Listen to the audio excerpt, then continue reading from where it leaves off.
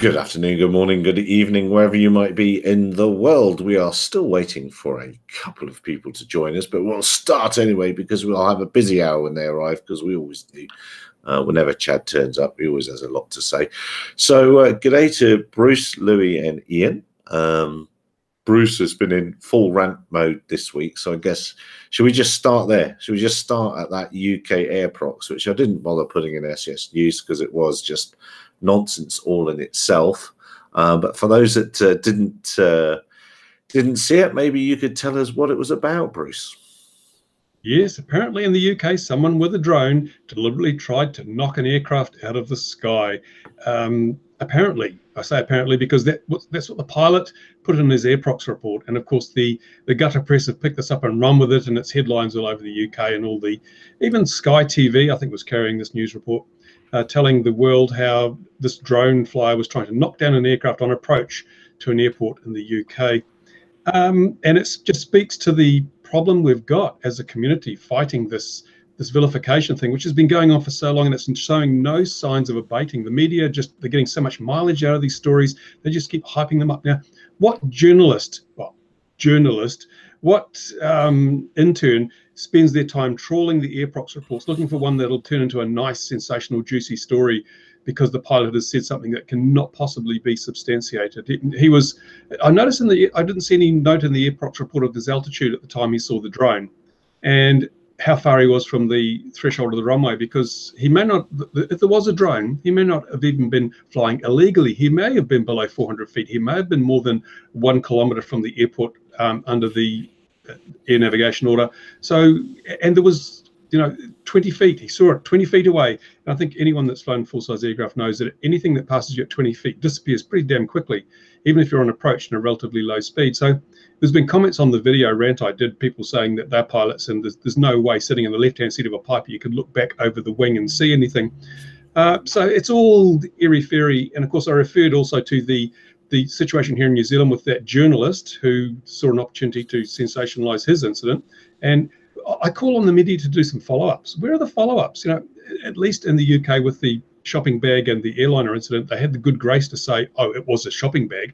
But it seems like all the other media reports, if it's not what they said it was, then they just quickly ignore it and carry on. So there's no credibility to these reports. But Joe Average Unwashed, who's already been told that drones are evil, he doesn't care about the facts. He's just seeing story after story.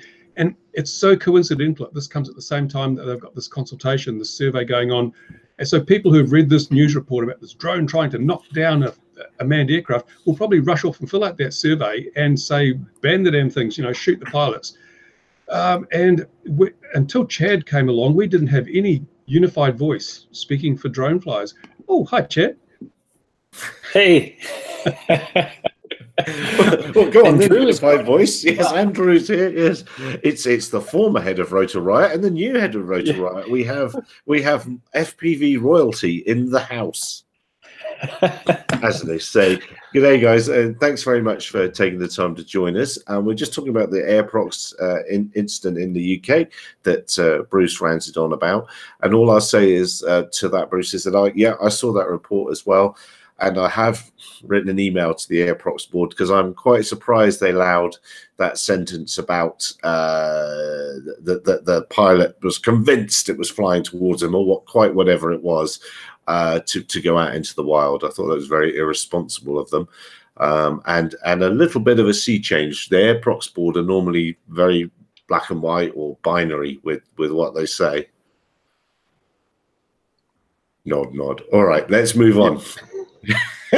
No, it's great. You'd be great on radio, great on wireless, Bruce. Chad, tell us I'm stood to attention. What's happening with Rotor Riot? And you seem to be receiving quite a bit of flack about your management changes and decisions there. I wouldn't say it's flack. It depends on which channel you're reading. But no, it's been extremely positive, even more so than anything we've announced lately. So I'm happy about that. But we have named Drew Camdem president of Rotor Riot. So that means he's taking over the entire operation. And I will continue to work with Drew and partners and future opportunities. We have a lot on the what I call the front end, moving forward. That's starting to take a lot of my time. One of those things being the FPV Freedom Coalition and getting that organized. So that to be said, maybe we'll hear a bit from Drew and hear how the transition's been for him. After you, Drew, and congratulations on your new position. Thank you. Yeah, no, I'm really excited. It's actually, I'm surprised to hear you mention Flak, because I'm surprised at how much positive response I've seen. So for everyone that has sent me some positive words or encouragement, I really appreciate it. Thank you very much. Because I guess when I joined the company about a year ago, I don't know, I knew that I wanted to work really hard in the FPV industry in whatever way I could, and Chad and Rotor Riot enabled that for me. And over the course of a year, been able to take on more and more projects, opportunities, just stay as busy as I was able to push myself. And then kind of over the course of this summer, Chad's always been a good mentor to me since we first met. It really started beating the drum of seizing leadership, and been trying to look at areas of the company that I thought could use the most attention and apply myself to that. And I've been really happy with some of the results that we've been finding. And yeah, it's something that Chad and I have been talking about for a long time, kind of restructuring the company. So getting to take kind of more official public leadership position, and get to have the amount of influence that I have on the company now, when, like I said, a year ago, I was just like hungry for whatever I could get my hands on. It's an opportunity I didn't see myself having, and feel really blessed, to use a kind of a cliche word, but that's how I feel. Good for you. There's nothing wrong with that, and congratulations. No, I just saw a few comments. You guys picked that up immediately because I mentioned that, but I just saw a few comments and I thought that's a bit weird. Chad knows I always give him a hard time, but it's I thought I just wondered where that came from, a little bit of jealousy and stuff. And you do seem to get some very sort of might not get this phrase over there, but very Marmite comments. Marmite being a spread that you either love or hate in the polarizing. Polarizing. Oh, that's a very that's why you're management and I'm not. You've probably got a manual of words like that, haven't you? It was very surprising to me. Anyway, so what does this mean for you then, Chad? Full time at the FPV Freedom Coalition? No, not full time, but definitely more time. I would say full time for me is always looking for new opportunities. That's the thing. I have a long track record of starting things, and I'm a really good starter. So, but from that point, I need to have a team, and picking a great team is really important and takes a long time. And I absolutely love our team at Rotor Riot. I would, claim it as world class by, it's literally. Our guys are from all around, and we just have, some of the best talent available. And I love being able to, create a vehicle where people have talent. And I asked Drew aboard that I expected that he would, seize a leadership position the way he did. But what I saw in him was a constant desire to take on more. And then a very rare thing that I don't see often is he would claim the total responsibility of anything he was involved in. So even if he had a portion of a responsibility in a project or whatever it might be, he would take all of the responsibility over making it happen. Or if it fell short, he would, work on taking the responsibility of making it better. And, so that's a really rare and difficult thing to find is someone who's willing to pick up the pieces when they don't have to. Yeah, well, it's easy when you're winning, isn't it? But when failures come along, that's the hard time in anything. And people that can work their way through that, then that's definitely good stuff. So where are we with the Freedom Coalitions getting traction? Are people believing? I think because that's all right, I put my I don't know, I'll show off or whatever, but we've been kind of spouting that trouble was coming since 2007 on SBS News, and no one's listened. Right. So you've probably done a better job than us. Quickly, are you getting traction? Are people listening? Do they understand? Well, so we haven't really pushed hard. It's kind of like we started having town hall meetings in a little room, and more people come every week, but we're still working on getting the legal set up, because so we've got people that filled out forms that want to be on committees. So we're doing a lot of it's prep work, and just like. And I use this example a lot, but when I started Flight Test and when I started Rotor Riot, there was 6 months of just pure prep work of just, feeling out how it should be structured, how when we roll it out officially, what should this look like? And we're in that phase right now. And considering, it's still very young. I mean, we just, I don't know, announced like, 6 weeks ago or less. So we still got a lot of prep work to go. It's gonna, nothing's gonna happen overnight, but we've got some great progress. I had a meeting with the FAA a week ago, met with 6 of their representatives in a room and peppered them with questions, and they were peppering me with questions, and it was really good. And the more I dig into this, the more I find the problem is not so much the regulations and even the people, or it's just communication. It's really just everybody getting on the same page, because what happens is people don't want to ask the FAA anything. They would rather like go off in their corner and do their thing. But in reality, if you take the time to ask the questions, it's never as bad as people make it out to be. Everybody starts these rumors and it looks really negative and scary.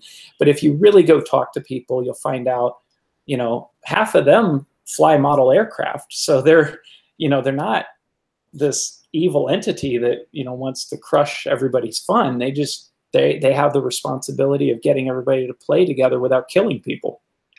Chad, just let me make you a question.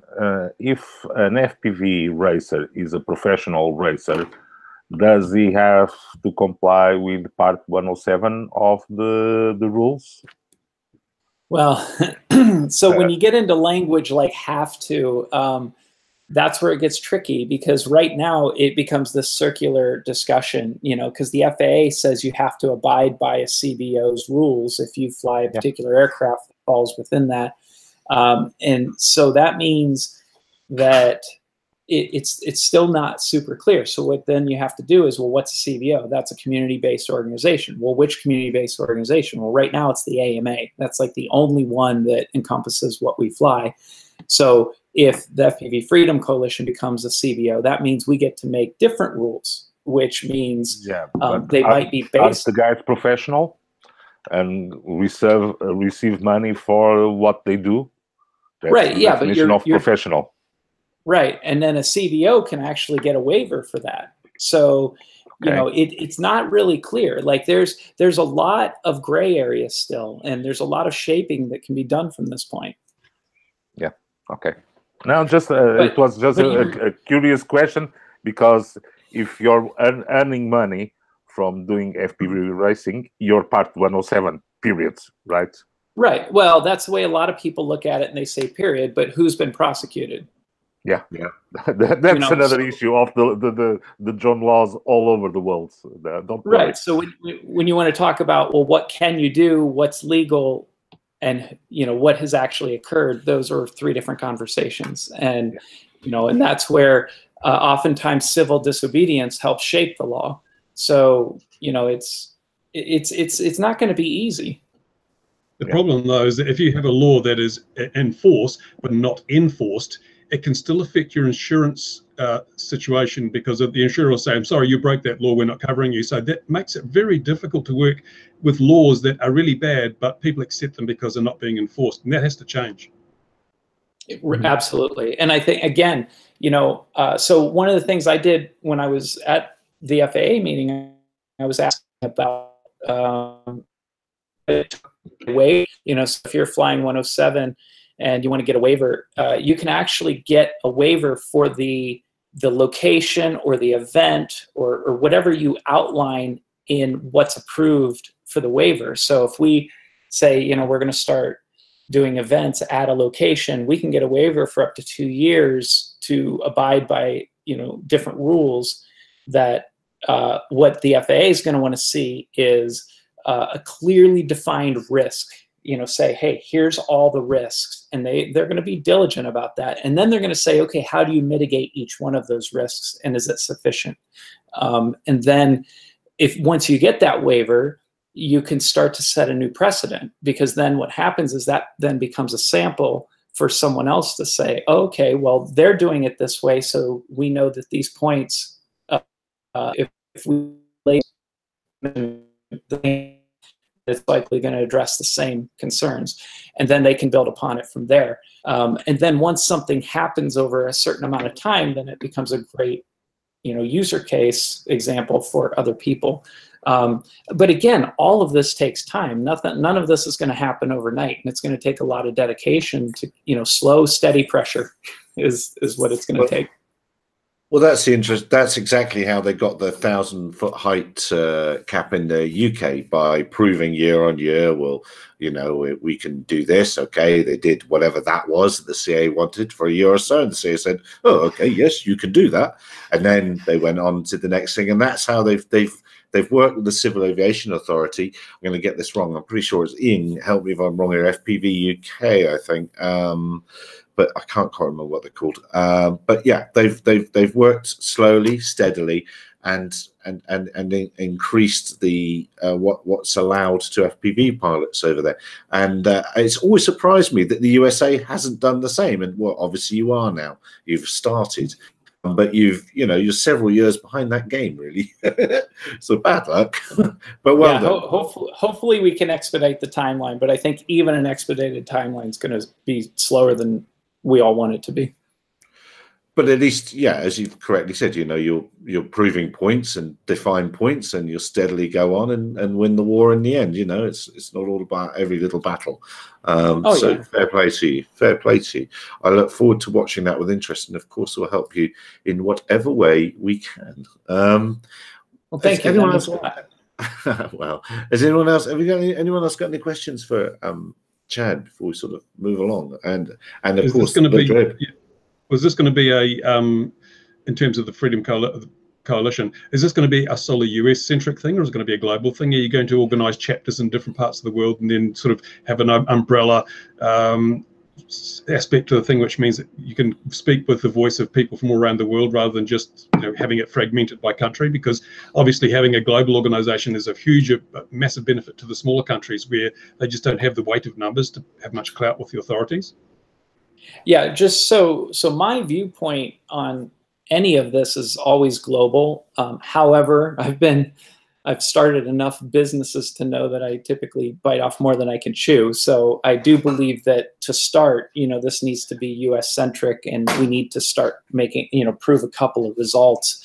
And then from there, we'll be able to expand and share what we can. And I've had a lot of people telling me that pretty much whatever is happening in the US is somehow going to impact other countries. So yeah, my desire is definitely, I look at us as one global community, but obviously we have different governments and different countries to deal with. So it's going to be a progression, but yeah, so my desire is, yes, to have it global, but I think realistically, we just have to start in the US and work outward from there. And Drew, does your escalation to CEO mean that we won't see the guy liner on the green here, man? That'd be a loss. Absolutely not. No, we gotta touch it up. We're getting a little faded.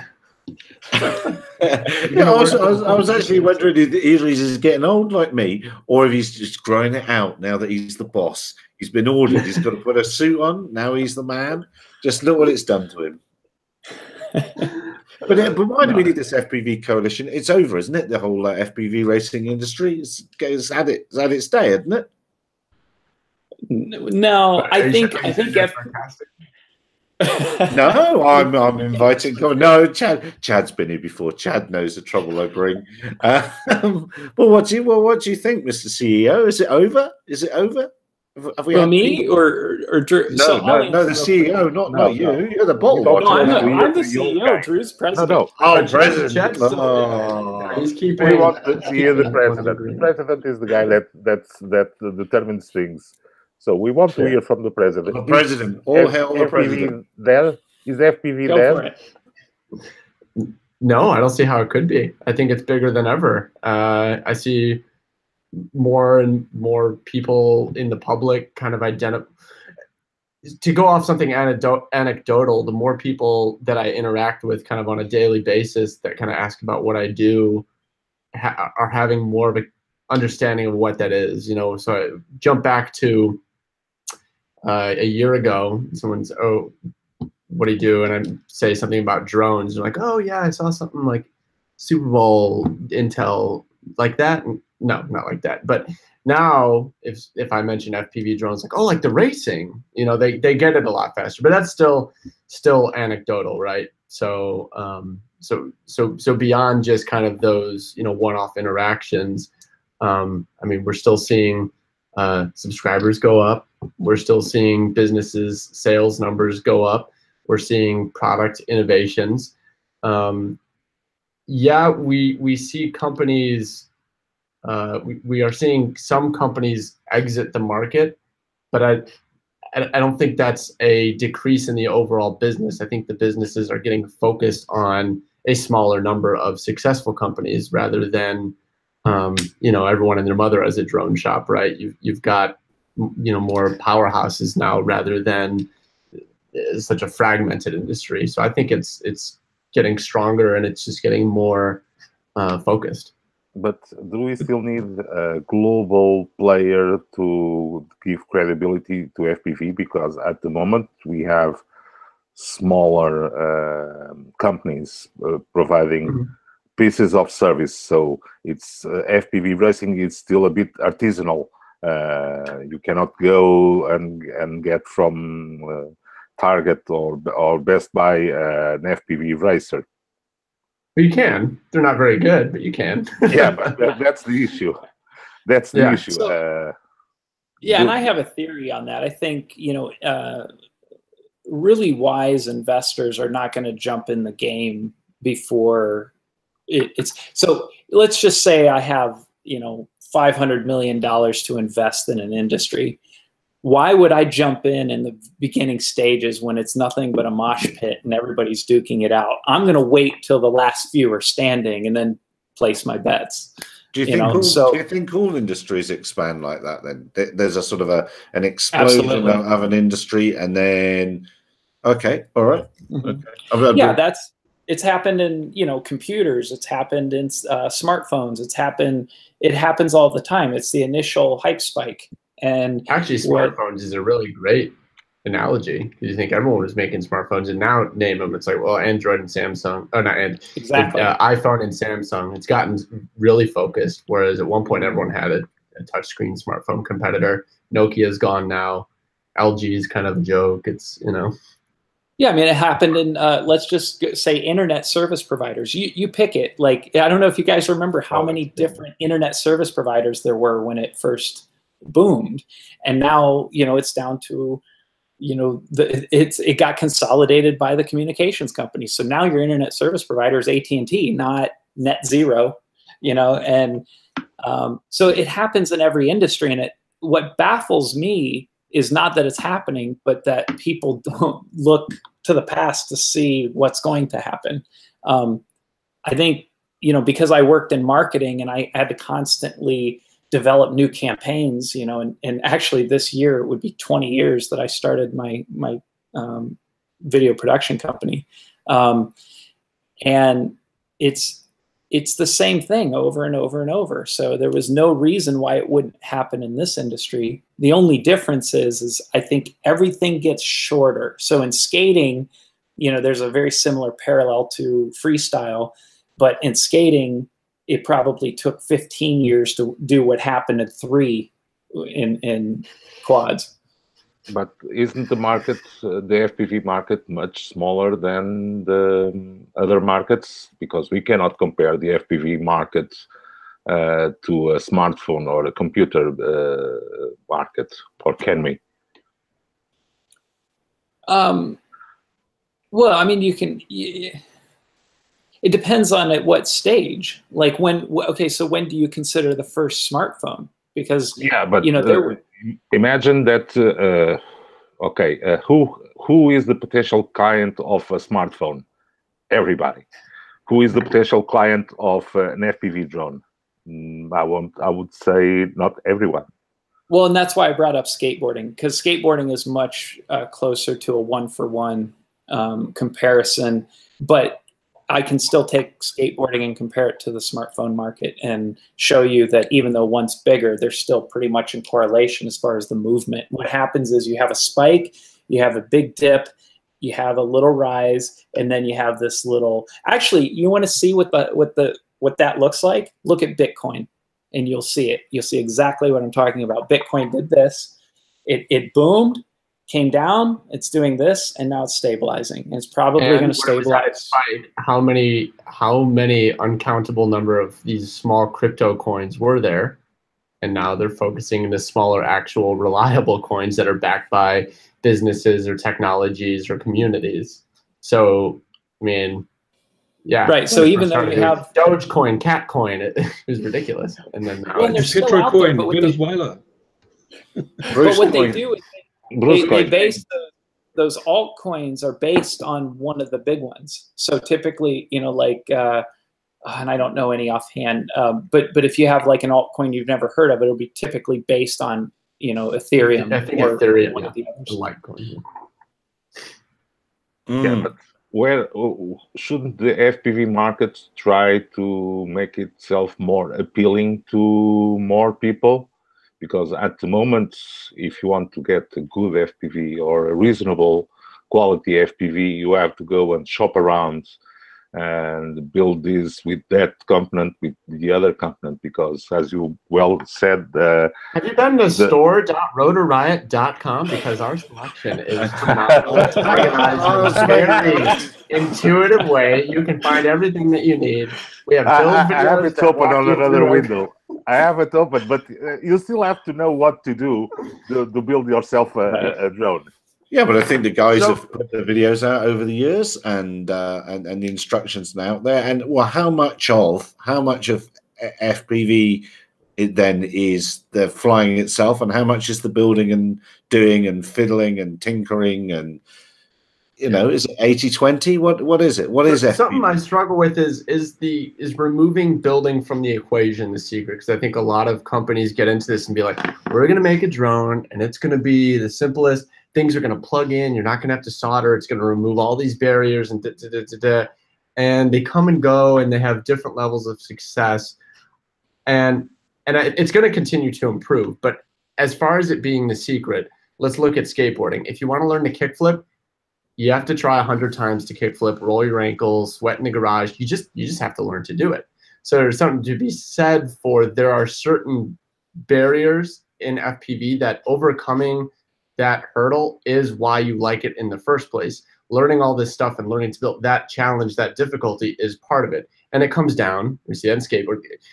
At one point, there were like 5 people in the world can kickflip, and now you'll probably learn it after owning your board for 10 days. So it all you know, continues to go that way. But and then the last bit is you see companies enter like the skateboard industry that don't actually understand skateboarding, and they'll come out with like weird products that have like a rope handle. And, you jump and you lift it and the board flips.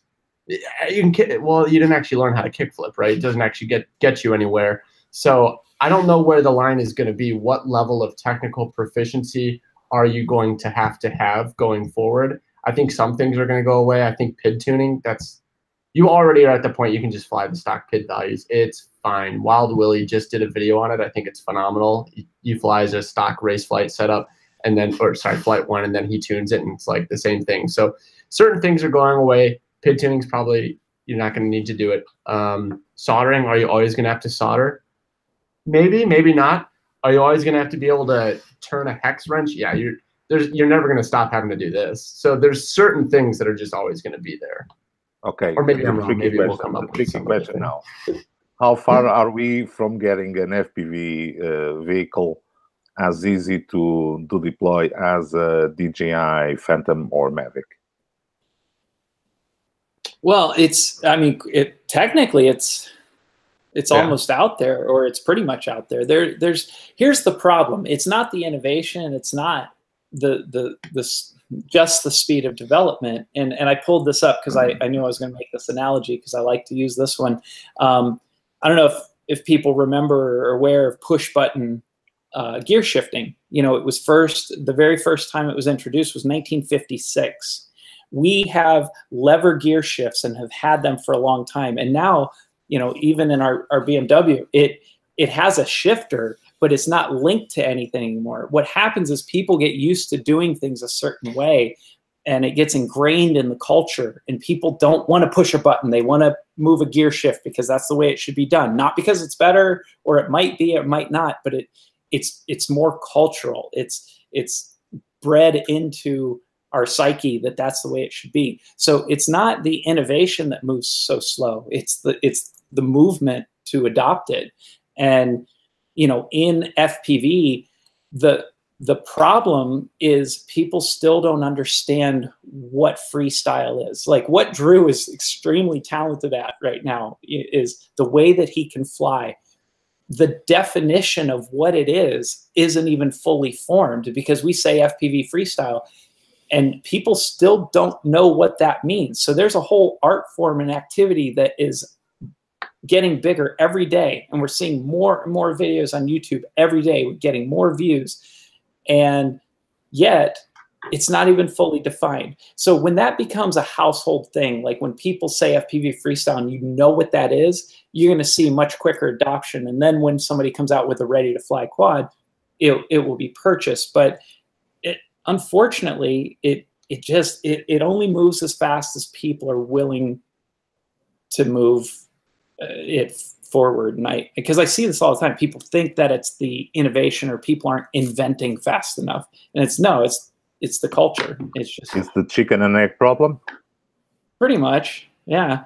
But it's also the cool factor. Like I've seen so many great innovations come out through this hobby that never get adopted. And, you know, I'll go back to TBS. Team Black Sheep came out with the Vendetta, which was far ahead of anything else at its time.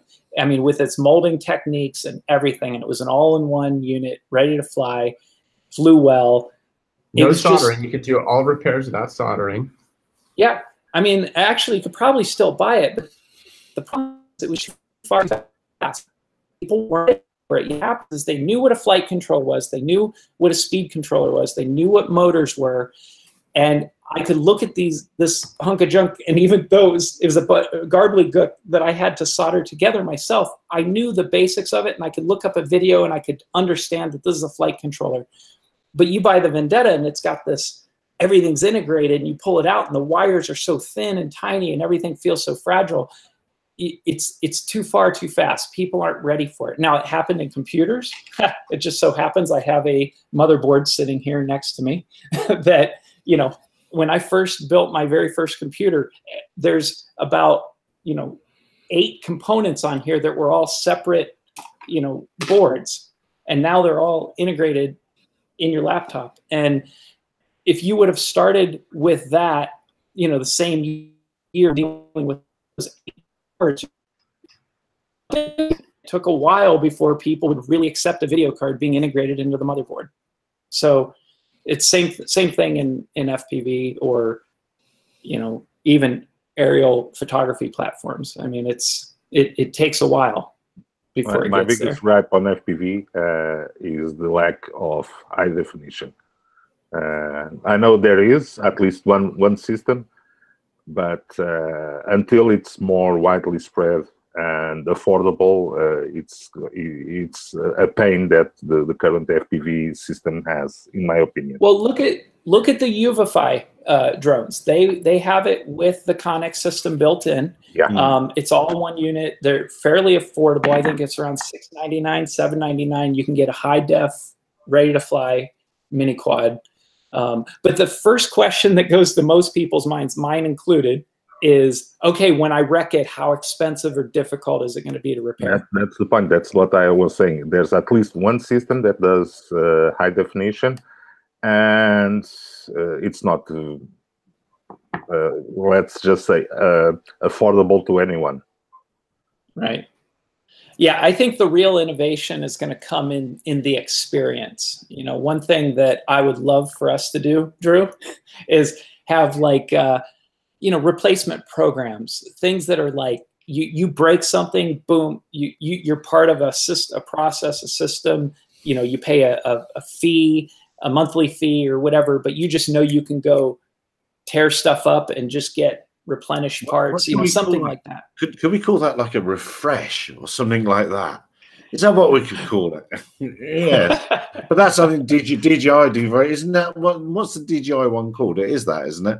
I actually have it on my Mavic. Yeah, but that one's more like an accident program. I'm thinking something that's a little more intentional, like you try to go out and ruin it, because what that's going to do is push you to be a better pilot. You know, I buy the accidental thing hoping I don't have to use it. I'm talking about something that forces people forward, that says, okay, I can go out and push my limits, and I know I'm going to destroy this, but it's part of my my refresh program or whatever. Maybe you start that with a little indoor something, and when people have crashed enough parts, or you know that, oh well, if you're not crashing at a given rate, then it's time for you to upgrade. So now you go up to a 4-inch quad, and we'll send you that. Then you go up to whatever, and then we'll give you faster motors because you're not.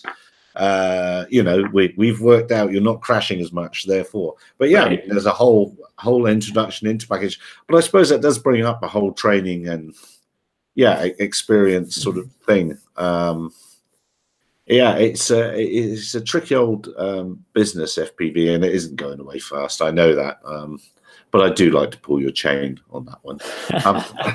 Hopefully you guys will stay with us. Go on. Sorry, after you. I'm just really curious on Bruce's take on all that. I just rambled on for 15 minutes. I'm curious what Bruce thinks. It's interesting. We talk about the drone racing market, but I think that by far and away the largest market is freestyle. If you look at Rotor Riot, how many of your videos are racing? Virtually none of them. It's all about freestyle. And freestyle is we have 3 and they all do poorly. Freestyle is a kind of, I enjoy freestyle. We'll call it freestyle. It's basically random crashing. But the benefit of it is you can engage people on a one-on-one basis. You can do freestyle without anyone else being around. It's a great release for individuals. You know, there's people out there who use it as a form of mental health treatment, because it's just that whole, you know, freedom thing that you don't get anywhere else. And I think the media is selling drone racing. I see very little talk about freestyle in the media. I think, again, Chad's a marketer. It needs to come down to marketing this aspect of the hobby to the great unwashed. As far as I'm concerned, drones are just things that get in the way of airplanes, and some people race them. But no one knows about freestyle. And as you say, until people can actually see the results, and most people don't go trawling YouTube looking for freestyle videos if they're not actually already interested. But we have to introduce them to this. And it's a shame we don't have more coverage in the mainstream media in terms of that.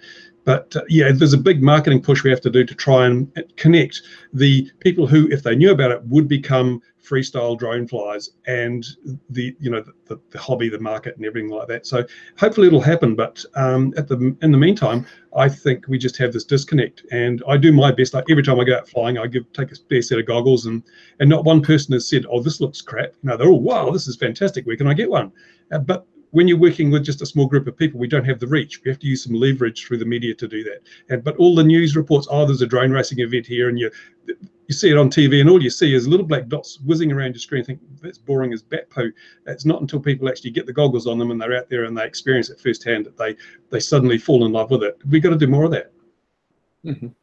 I would agree. I think that I love the point of normalizing the term FPV freestyle, because I guess that's kind of backing me back to what I was saying just about the random interactions that I have. It's gotten to a point where if I say drone racing, like 90% of people, yeah, I know what that is, ish, right? If I say FPV freestyle, huh? Well, it's like FPV drone racing, okay, but you do tricks instead. All right, I sort of get it, right? So if you can get the terminology normalized, you've made a huge step forward. Okay, just a point, because a couple of hours ago I was watching over-the-air TV, the biggest TV station around here, and a commercial from Swatch started to show some FPV racers, the vehicles painted with bright LED lights and whizzing around Swatch watches. And in the end, the tagline was Swatch, it's a partner of Drone Racing League. And I said, wow. And it was a big commercial, 40 seconds at prime time on TV. So it's an expensive commercial from Swatch watches. And the guys are doing their work on promoting drone racing. Do you want to get to reach out to Swatch? Well, I mean, Swatch is partnered with DRL. That's DRL commercial. It's DRL. Yeah. But isn't it already that the freestyle bit is already the word that loses people? Shouldn't it be drone aerobatics? People know what aircraft aerobatics are. Is that already not an issue? Freestyle, what does that mean? It means it's for free. Freestyle because it's like snowboarding. It's called snowboard freestyle, or slope style. I think we see, young man, that's where this old man didn't know that. We need to go radical and call it out of body drone or something. Make it like so that people. Because it's like freestyle is something. Oh, young people do freestyle stuff, but I mean a lot of the people flying freestyle are not quite my age, but there's a lot of middle-aged people flying freestyle who would never think of doing freestyle skateboard, for example. So is freestyle the wrong word? Well, I think the word is whatever people use, because that's the one thing that I've learned is you can't. So many dollars have been spent over the years trying to get to change people, and you can't. Like, you have to find what's in the flow of their norm and then use what's within that vocabulary. If you go too far outside of that, you can do it if you have enough money because you just pepper it until they just can't get it out of their head. But that's not something that we have the luxury of doing. So I think we just go with what's there. FPV freestyle is pretty much what it's going to be called because that's the thing everybody comes back to. I am not particularly... But if it changes, we'll embrace it. I mean... Oh, yeah. But right now it's FPV freestyle. I would personally like to see it be called something a little more unique, but it is what it is. And, I'd rather just move forward. Again, I'm bashing you, but again, there was a couple of years ago, it was the first time I saw somebody that could actually do it properly. Like Bruce, I fly freestyle, but it's not exactly the same. And I saw somebody, and it just blew my mind. And I think an awful lot of old duffers in the aero modeling world, if they were to see somebody flying freestyle properly, might be like me and go, gee, gosh, that's amazeballs.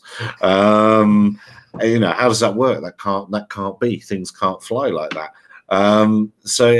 It has the power to do some good. In the comments, I'm going to put it in again. There's a great thing coming up, which I hope will be. I'm going to try and drag. This is what I'm trying to do the DJ bit here. Going to try and drag Ian in from some UK perspective.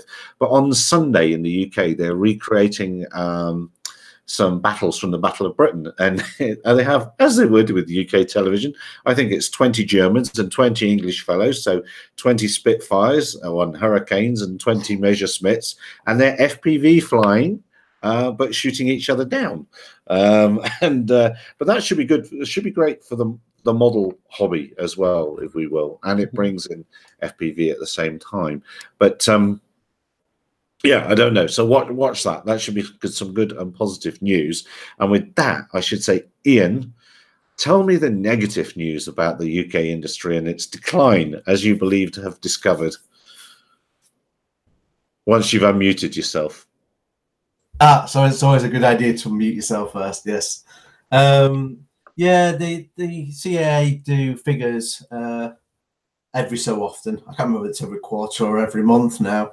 but at least the operators that are legally allowed to operate in the UK as commercial. And it was noticeable that it almost looks like we're really slowing down, in that you were losing people out of the industry. We see quite regularly people selling up their entire kit.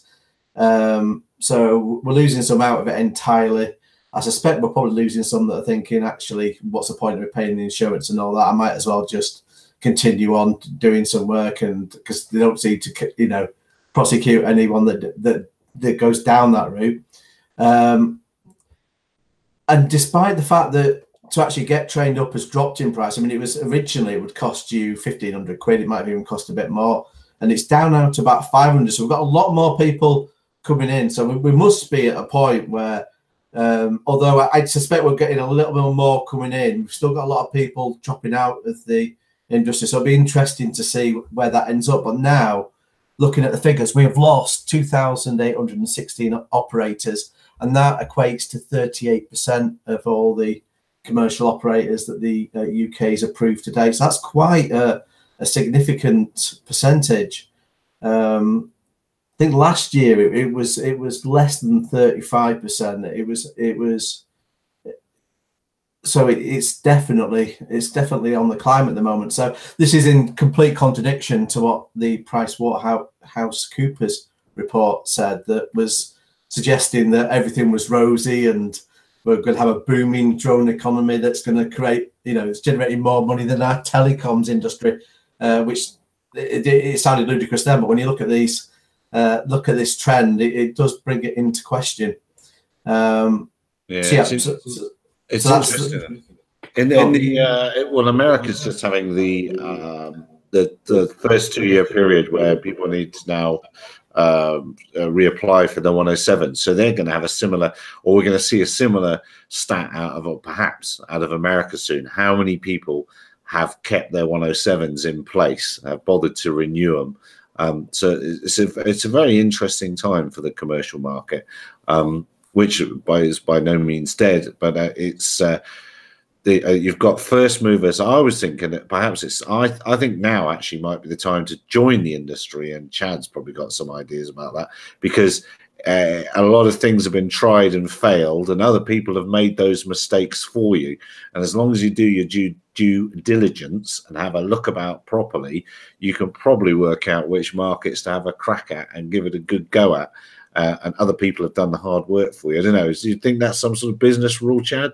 Copy later? Well, yeah.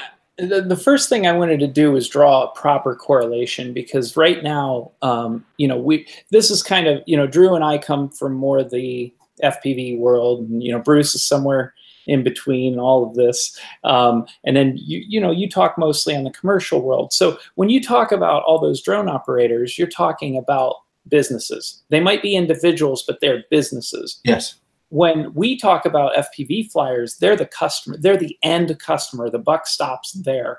They're not serving anybody. That the people that are flying FPV are the artists, the users, the community. Where even though commercial drone pilots have a community in that, they are serving a client. They have somebody they're flying for. They're selling a product. They're taking pictures, selling it, whatever, or they're flying for somebody or doing something, and that's a business. So that would equate to the FPV stores and the manufacturers in our space. They are dying off, because what happens is everybody rushes in for the boom, the technology trigger, and then what happens is there's just too many people in the room, and not everybody can survive. So you're going to see that die off, but I believe the customers are increasing.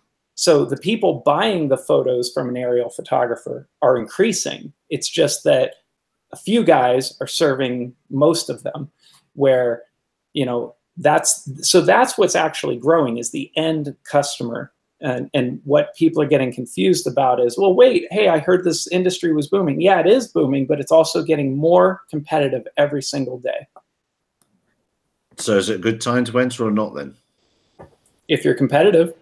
Hey! Yeah, I think you're right. And I think as an end user, it's you now and forever is going to be great, because you'll just reap the rewards, and it'll get better, faster, cheaper, higher quality every day for the end user.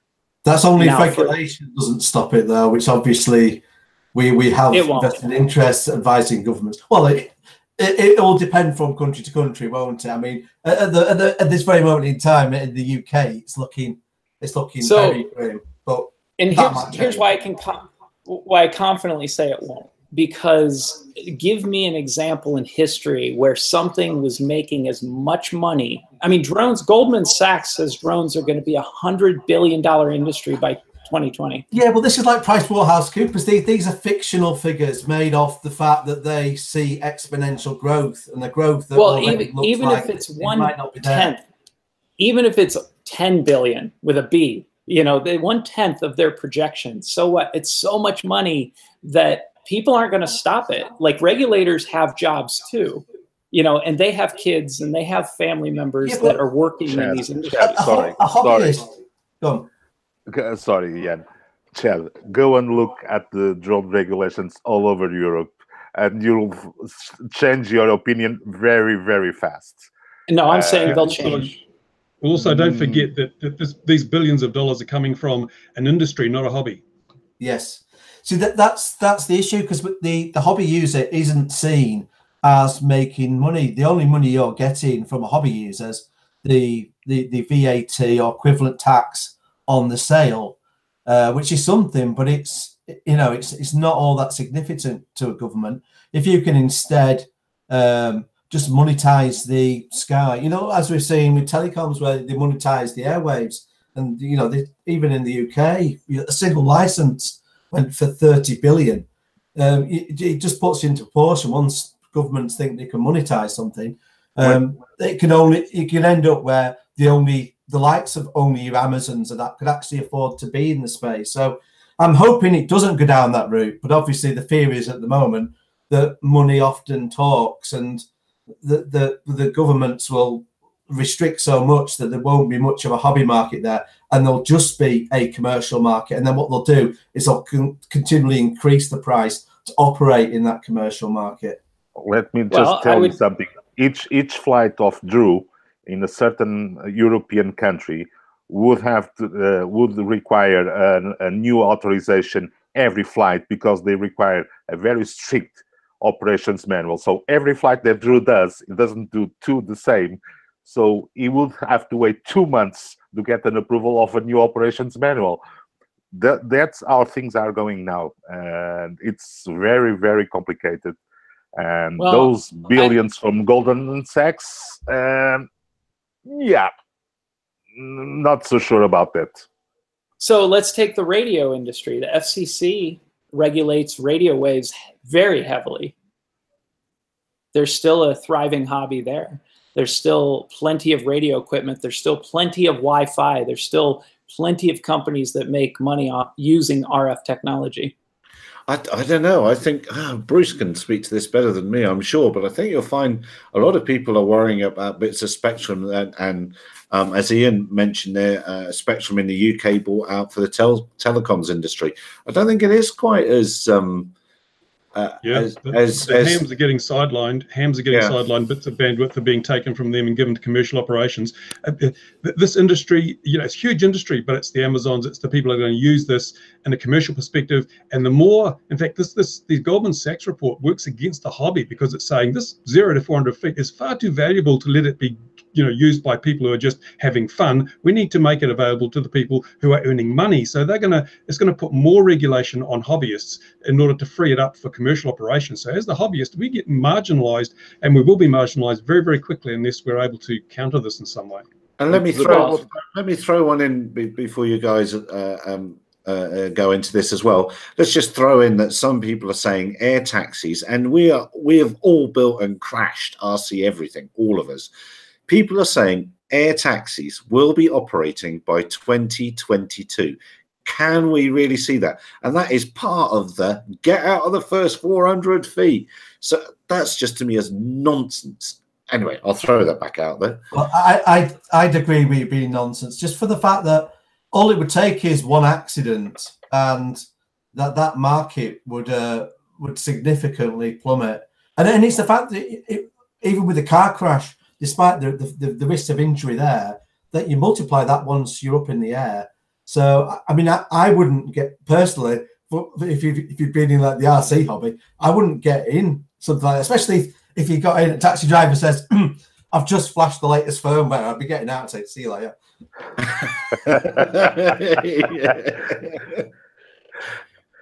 But that's part of the drive to the first 400 feet, and that's what we've all got to recognise, that this first 400 feet of airspace has never had any value, and all of a sudden it's got a value. I mean, you've put out the second one of the Save Our Skies video. Bruce has had a Save Our Skies video out there. That is. Will the Googles and Amazons put Save Our Skies, or their billions will come into play and essentially buy out everyone from the first 400 feet? Can we fight as hobbyists or even small companies? Business. We've got the guys from Dropcopter are there in the chat right now. I mean, there's a small, hopefully big business soon, but will they be able to afford? Will their operations be viable in an Amazon world, or Google world, if you've got to pay $50 every flight? I mean, who is it? What's it in the UK? Is it your third flight? The Finn service, you can fly 3 times, and then if the 4th time, you've got to have another flight plan or something. I can't remember the numbers. Can you remember the numbers, Ian? I can't for that. All I remembered was the number of days they talked about and potential costs around it, and then having my own fears that eventually it could lead to pay per flight. In the once you're submitting a flight plan, all they have to do is put insert your credit card or PayPal details, and there's a pop up, and you end up with a tax that way. So, but I guess you're looking at the super long viewpoint, aren't you, Chad? That eventually all this nonsense will go away. Yeah, no. Okay, well, so here's how I look at at it. It's not going to just go away on its own.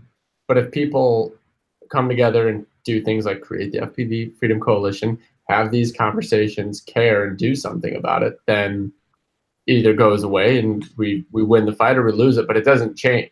The worst thing you can do is say, it's going to go away. I'm just not gonna. I'm just not gonna. Yeah. I'm just not gonna. Yeah. Have my. So I guess all this worrying, what's the point? Let's just get on with it. Yeah. You know? And that's exactly, how I'm looking at it. I'm saying, what I hear, even in this conversation, it's a lot of reactionary comments. It's like, well, somebody better do something, and it's like, yeah, well, we are, I work with the philosophy of learn from the past, embrace the present, and attack the future.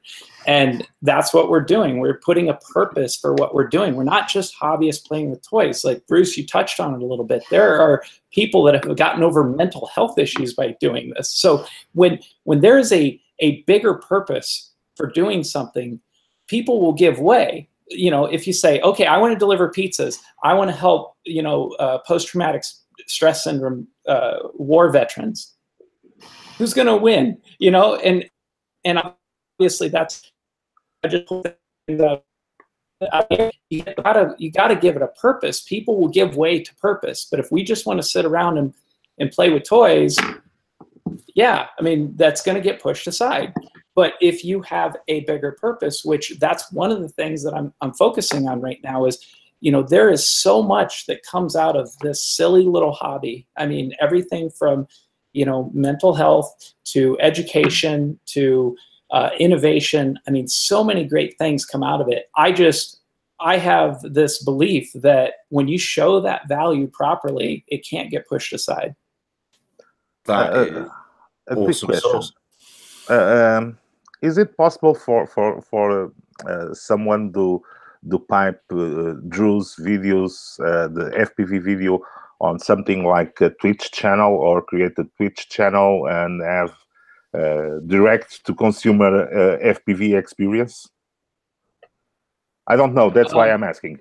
Should be. We're doing something on Twitch. It's not piping out FPV feed, but we're doing live stream of troubleshooting. So we have a Quad Camp Online initiative that Kevin, aka Stingers Forum, is heading up, and people can call in and we'll diagnose their quads on spot. And then what we are streaming live is simulators, so we're actually doing trick tutorials, i.e. flight instruction direct to consumers over the internet. So teaching people. You know what I started this week? I started a Twitch channel this week, and mine is an old bloke that doesn't understand what he's doing. That's what my Twitch channel's all about. It's like, what's this all about?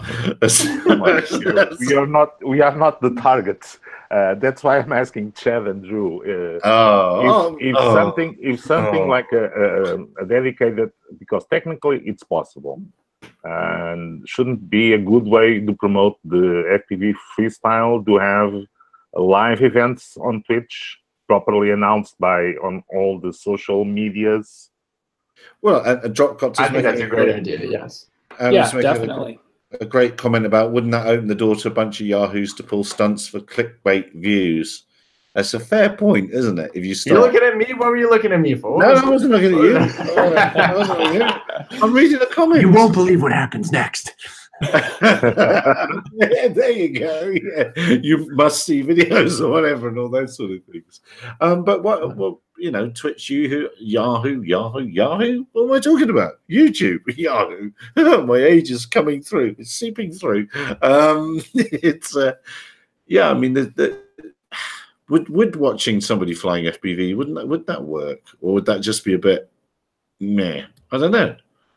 Well, no, there's pilots that do it. They'll do live streams where they fly, and you know, people will call in and or type in, you know, tricks or, you know, different things like that. No, that's the thing. There's so many great things, and we're exploring new stuff every week. But again, it's going to come down to what does the audience want? You know, what do the people want? And it's never what you think. You know, it's never the obvious choice. It's always something weird and off the wall. I've definitely written down. Customers are going to find a way to fly.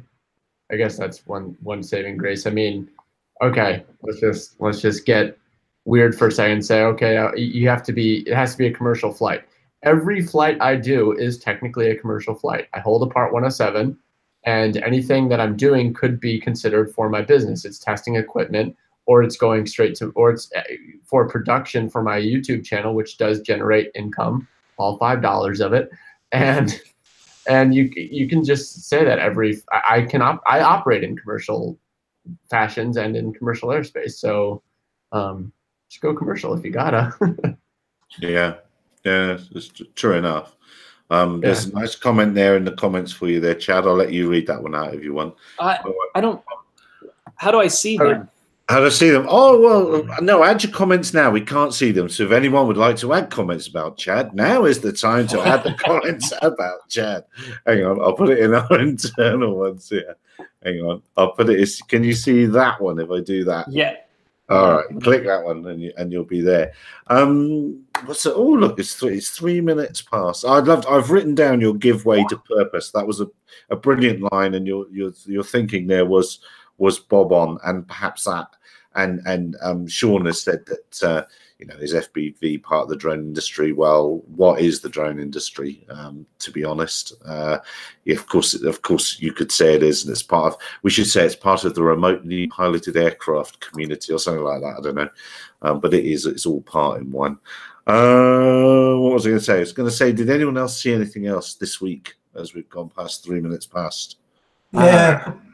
Go on, Ian, after you. Oh, yeah. Yeah, I'm going to say probably a couple of things. I don't know if we mentioned it last week or not, but there was the issue with the fire in Belfast and the fact that the BBC, despite there being, there was at least one commercial operator there filming and had footage. There was another one that was there because I saw him on Twitter. I don't know whether he put any footage there available to the press.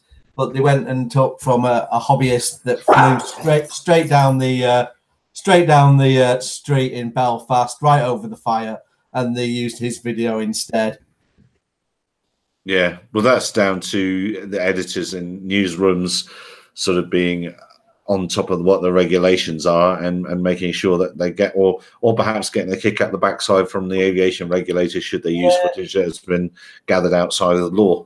The BBC had an internal policy for years now that says you've got to check that it's been legally obtained. So it just makes you wonder whether it's been a specific editor that's just thought, well, sod it, I like this footage, I'm just going to ignore them. But the problem there is it's quite clear who's done the video, because he's there on Twitter and Instagram, probably everywhere else, tagging the world that he's done it. And I don't think you'll see any action. And if you look back at the stats for Northern Ireland last year, they didn't take a single case through court through a prosecution for illegal drone use. So the problem there is where you've got people that are operating legally, they're just going to gradually lose the will, especially if they're in the video game or photography game, where that market can just be taken by somebody illegally doing it. You know, if you're doing stuff where it's surveying or a niche market, it's not an issue because you're not going to have the competition. But where you do, it will eventually, you know, push you to the point where you decide that you're no longer going to do it as a business. Well, that's where businesses are moving in and out of this world, isn't it? Those that are going for the wedding photography, house photography, shall we say, simple stuff without. Okay, some people can be very arty with the drone camera, whereas I'd be very, very average. But surveyors and people that are inspecting stuff, it's a specialist skill, and they already have those skills. And the drone is just something that amplifies as a force multiplier for them. And those businesses are staying, and well, that's Louis' business, isn't it? They're staying and they're growing. We're seeing more and more of those. And what did I see this week? Two industry things. One of that news site, Suez News, about the hotel versus DJI in US. And the other one that it was not on Suez News is the company founded by Lawrence of PX4 fame, Otarian, that has managed to get some good cash injection on his ventures. So it's good to see small companies get investment and do something different. And it's sad to see the competition going on the drone business, going on the patent slash technicalities like hotel versus DJI. That does not mean we agree with DJI or with one or the other, but it's coming of age. Can somebody explain very, very slowly exactly what Autel think they're going to do or what they're claiming? Just explain it for dummies for me, please. I tried to read it twice and couldn't get it. So basically, they don't want DJI drones in US. Well, good luck with that. That's like Samsung saying that they don't want Apple smartphones in US. Good luck with that. Or Apple saying that they don't want Samsung phones in US. Good luck with that. But what can they actually claim? What were they claiming? Did anyone really pick up what they were claiming for? Yeah, don't have a clue. Just that's a symptom of market maturity when the lawyers start to take decisions on whatever it's being on the market. Well, that's I don't understand that. I still don't understand. Anyway, I choose not to bother to try and understand as well, because it's obviously very. I'll have to direct you to read the article on Suez News. No, I just put that. All I did was put down the legal case. That's all I did, and I was like, whatever. It's like it was you. Oh, sorry, Gary. I didn't notice it was you. How's this ever going to work? You know, it seems a mystery to me. Oh no, there isn't. Is there arguing going to happen? No arguing in the chat. That's not allowed in the chat. It's not allowed. It's not now. No, I just want to before Drew goes, I'd like to get some serious hair and makeup tips, because I'm thinking of starting my own YouTube channel. Yeah. Oh yeah. Yeah. You could sell, like, you're going to market that, make a kit, the essential makeup and hair kit for freestylers, Drew. I think it'd be fantastic, mate. You sell a fortune with that.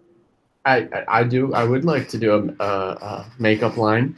It's a long-term goal of mine. As far as the hair product goes, you're at an advantage because the real only difficulty is the bleaching, and that's what I would always go somewhere professionally for. And you're good to go. You can just throw color in, and they've got some wonderful organic products available on Amazon that are safe to use. Bloody use! You can get a nice I'm totally organic, mate. I just use Old Age. It works perfectly. Dropcom's asking from Rotor, are you guys aware of any innovation in the SAM motors for low kV heavy lifters other than the usual three, Tiger Motor, KDE, and Rotor? Oh boy, no. Unfortunately we deal in small motors, so. Well, as far as but the stuff we saw at IQ Motion Control, the ESCs that were integrated into the motors and had position sensors, there could be some advantage to that. But they're talking more heavy lift, bigger motors, I think, is what they're asking about. Yeah. But I think he's asking for innovation, right? And so I guess definitely. As far as what comes to mind beyond just, all right, so if someone asks how do you get a higher power, I'm like, I make the motor bigger, right? But what innovations? Well, with integrated ESCs, maybe you could save some weight. Maybe with the position sensing, you could up the efficiency. Maybe there's new materials coming out. I don't know, but come on, integrated ESCs. This is a non-integrated ESC. Yeah. So, Chad, what's the next big thing, man? What's the next? Is it long range multi-rotor FPV? Is it who knows? What is it? Fill us in. Yeah, I've got a pencil and paper. Hurry up! Come on. .com. .com. Oh boy, I think that's a question. It's the 3-inch. 3-inch is the new hot thing. I really think Tommy's action brat is. Thank goodness for that. Anyway, but I just think there's a lot of attention around that, and I don't think it's going to end with there. I mean, X-Hover has its what do they call it? The B-roll. I think we're going to see more small sub 250 gram HD capable quadcopters. So I think long range was the hot trend a couple months ago, and now we're going to see some HD micros, and then going into winter, of course, you're going to see another resurgence of the 2-inch micros for indoor flying. So, hey, real quick, while I have an opportunity, I want to say I want to give a shout out to Sean Wendland. He's in our chat, but he has been a tremendous help on the FPV Freedom Coalition, and he's a wing pilot. He's touting wings are the next big thing. So I'll give him that. Say that's what I think it is. Yeah, no, Andy's a skateboarder. Andy's a skateboarder, but I think you're Bob on there, Drew, with the sub 250. The whole world's rushing to sub 250, and I don't think there was a time when regulators thought sub 7 kilos was never really going to happen, and then sub 5 kilos, and then sub 3 and 2 and 1, and certainly autopilots in under sub 1 kilo. I can remember grown-ups having conversations in about 2007 saying it'll never happen, never ever happen. And look where we are now. I'm very surprised that DJI hasn't come up with a properly sub 250 machine yet. There must be a very. What's the Spark weigh? The Spark's pretty damn light, right? 260 is 260 to 70, isn't it? Oh man, that is right there. No, it's super fat. 260 to 70. Goodness me. I just Googled. Okay, yeah, I Googled it. The DJI Spark, Google's telling me it's at 300 grams. Oh, they are. DJI must have been just fucking pulling their hair out, pissed that they couldn't shave off 50 grams. So that's right around the corner. You want something funny? The new regulations here in Portugal about drones is the cap is at 900 grams. The new DJI Mavic 2, the Mavic 2 Pro, the reported weight is 904 grams. So for 4 grams, they went outside the legal, so they have to be registered and insured. You could break off one of the landing gear. Just take a motor off. Just take a motor off. How that works. Only half charge the battery. Yeah, That's exactly right. Funny enough, I was having a chat with a friend of mine this week, and we were discussing how much heavier the camera must be after a run of 5,000 photos were taken. I was just thinking, we could, if you created a YouTube video that said, charge battery and full camera is a lot heavier, I bet you could get people believing it. I bet you could. The mainstream media would latch onto that. It would, yeah. Well, if you shake the battery, it'll cancel out some of that weight. There you are. You see, you're just knocking those electrons off. You see, you only get. There's also something else. There's also something else. If you get some scissors and insert the scissors on the battery terminals, I'm sure that. Go on then, live demonstration. We're waiting now. We're waiting now. You can't do that and then not do it. Let us introduce the DJI Spark. Yeah, no, I'm sure there's many things that could be said on things like that. Yes. Well, there we are. We've got one of Drew's race tips there. How he lightens his batteries before racing and freestyle flying. That's amazing. That's amazing. That was Noak's tip. He taught me. Was it? Oh, okay. He's got a whole video. Search battery shaking. I see. He did some testing with Teal down in Utah. Yeah. Oh. Oh dear, we are degenerating into nonsense. So what did we say? Oh, Tom's here in the comments say wings equals RG-Pilot. Yes, it does, Tom. Of course, it's everything equals RG-Pilot, Tom. What do you think the next big thing is, Bruce? Yeah, I think also it's the sub 250 stuff. We're being forced down there by regulation. It's so much easier for some people, instead of fighting the rules, just dodge them, just fly under the radar and sub 250. And the technology is advancing at such a rate that we are rapidly moving into an era when I've got some little quads. I fly them. They fly just the same as big quads. The only difference I notice is I don't quite get the same battery life out of them. But for all intents and purposes, once you got the goggles on, you wouldn't know you were flying something that was only 3 or 4 inches. Yeah, the camera does not get smaller. You can feel it. Yeah, but you're a special that's the freestyle guy. That's the freestyle guy speaking.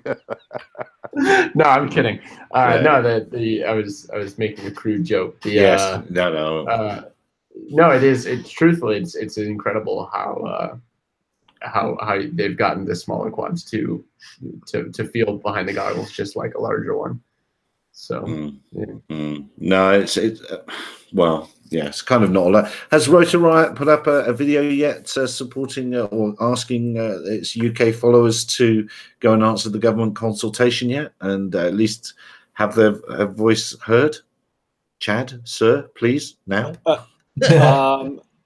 I think I've been so focused on what's happening in our land. I haven't really gotten there yet. A really good CEO answer. I think it's by September the 17th. Yes, it is. Yeah. But it's worth having a look at it, because it's a very loaded questionnaire. So it's worth having a look. They're definitely driving you towards some answers. Go ahead. Garrett, can you do me a favor and just shoot me some bullet points in an email so I can get up to speed really quickly? I know broad scope, but if you can give me the important, Cliff Note version, that'll help me dig into it rather quickly. Yeah, well, you can watch. So Bruce has got a video on it, and Ian has been putting some videos out as well. We've got one on our channel, and it's just there's no restriction. Anyone anywhere in the world can answer it. And the last consultation that they had in the UK that has driven regulation that's just come out had, I think, 600 and some change people responded to it. So a very low number, and really either for or against, I suppose. People should write into the consultation just so they know the government knows people are out there. People like the British Airline Pilots Association are encouraging all pilots to fill it out and say all drones are bad. People like the National Farmers Union are doing that in the UK, saying all landowners are saying drones are bad, etc., etc. So it's I'll send you the Cliff Notes. The big, I suppose, the simple takeaway: 2 things for me: nobody under 18, and FINS, which was, what was it? Flight information. Well, I can't remember what FINS stood for now. What does it stand for, Ian? I knew you were going to ask me, and I forgot. You've got to notify. You've got to notify your flights, every flight, via an app. And they're talking up to 5 days in advance. Hopefully it won't be that silly, but it's pre-notification by an app. If you don't do it, there'll be on the spot fines up to £300, and fines that can be even issued by wardens. So taking power is even beyond the police. So, like council workers, traffic wardens, and council workers will have the right to issue fines, on the spot fines, rather than. And then you'd have to have the nose of taking that to court if you wanted to quash that. I don't think there's very few fines that even the police can give you on the spot, and they're policemen's in the UK.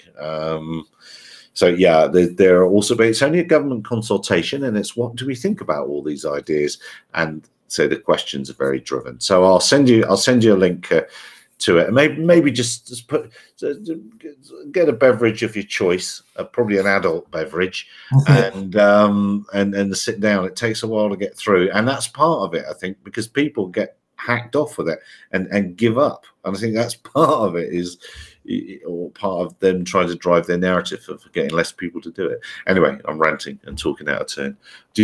What do you think, Ian? Yeah, I mean, you made a good point on the time. I mean, I think it took me about 90 minutes going through, but obviously I was trying to do one or two in-depth answers with that. But I think you'd be looking at least an hour, and I think that would put off a lot of people. And unfortunately, the kind of people it would put off are probably the most likely to be affected by the suggestions that are in the consultation. But yeah, anything that any YouTube channels can do, especially with the hobbyists, because I think they need to have a say too, because all the commercial operators already know about this, and they've put their views forward. And there is certainly more hobbyists becoming aware of it. But even today, there's people being saying, "What's a fin? I've never heard of this." So we've only got like 2 weeks left, and not enough people still understanding what's going to happen here. And it's more of a concern beyond the UK as well, because if the UK implements something here and then it's making money for the government, then other governments are going to see it taking place, and they're going to think, oh, hang on a minute, we could introduce that. We could even purchase the exact same system and implement it in our territory. So I think there's definitely an interest of the whole community coming together and saying, actually, some of this does need questioning. Oh, good. Yeah, we need to also. We also need to make sure that. Go ahead, Bruce. We need to make sure that we're acting as a global community and supporting the people in the UK, not only to protect their rights, but if you want to visit the UK one day with your drone, these rules are going to affect you. And then sooner or later, your country may be in the same position, and it'd be nice to have the UK people coming in and going to bat for you. So we've got to act as a global community here and support the individual rights of the people in every country. So every FPV, every drone operator, model flyer in the world should be replying to this survey, this consultation, so that we are a unified voice, and then we can expect the same thing in return if we need the help of the other people outside our own country. Very well put. Yeah, I was definitely going to say that's and the rest of us should be keeping an eye on the USA and Section 336, and hopefully that doesn't get knocked about. But luckily, Chad's on the case for that, so he'll put on right. He'll put on right. Chad, now it's Drew. Drew is going to get the guys. No, it's the other way around, isn't it? One's a president, one's a CEO. Drew's going to focus on Rotor Riot. I'm going to focus on bigger picture and FPV Freedom Coalition. Okay. Cool. It will be a tag team, so it's more chance of succeeding. Right. We're beginning to fall apart as we normally do at 23 minutes past midnight in my part of Africa. Go ahead over. One quick thing, Gary. Can I just jump in with a few things this week? Is it a survey? Is it a quiz? Oh, well, I was kind of going to compile one, but I won't bother with any of that, just so I can be quick. But I just thought I'd mention a few figures because it helps dispel some of the drone myths we have to deal with. One of the issues where drones continually get attacked is the prisons and the suggestion that they're helping smuggling contraband. And I'm sure that is happening. And again, this week, there's a case going through the courts at the moment with somebody that's been caught doing that. But what's being missed and continues to be missed is there's an overall problem with prisons. It's down to the lack of staff, the lack of funding. It's come out this week from an investigation by the Observer, which is part of the Guardian, that there's been a 57% rise in actual staff smuggling in contraband. That there's prisons that aren't even inspecting, aren't even watching the CCTV. They're not using the body scanners. So most of the contraband is still getting in by conventional means, by staff and by visitors, and drones are still, I believe, a smokescreen. And the very fact that the prison service won't give figures out on the impact that a drone is having versus the other means of contraband. If there were such a problem, I don't understand why you would keep the figures hush hush and actually fighting freedom of information requests, which they are doing. So that was one thing I wanted to bring up, that it has come up again that within the prison service themselves that there's fundamental problems there. So I do think drones are a smokescreen. And meanwhile, we've discussed in the past the freedom of information requests that we use with the police forces over here to get a feel of how significant drones were as a problem. We found that they're not a significant problem, but I wanted to do some comparison. So I asked for some figures of other incidents the police have to deal with. So just to put the context about how small drone complaints are, the police service in West Yorkshire, which accounts for 2 million people, they get twice as many complaints. And bear in mind, this is seasonal. They get twice as many complaints about people throwing snowballs than they do about people flying drones. So I mean, that just kind of puts it into context. But and then I want to ask for some more serious ones. So if you looked at complaints of fireworks, 831% more complained about than drones. If we then go on to nuisance motorcyclists, so like, people going around on quad bikes and that, the noises from them and so on, that's 4,650% more complaint than drones. So when you look at day-to-day things that are annoying the public, drones is right down there at the bottom of the list, yet it's right there at the top of the list when it's coming to regulations. Yeah, very, very valid points. But I'm just thankful that Chad's on the case now. It's going to solve it for the entire world, and it's be useful data that you've got for him there.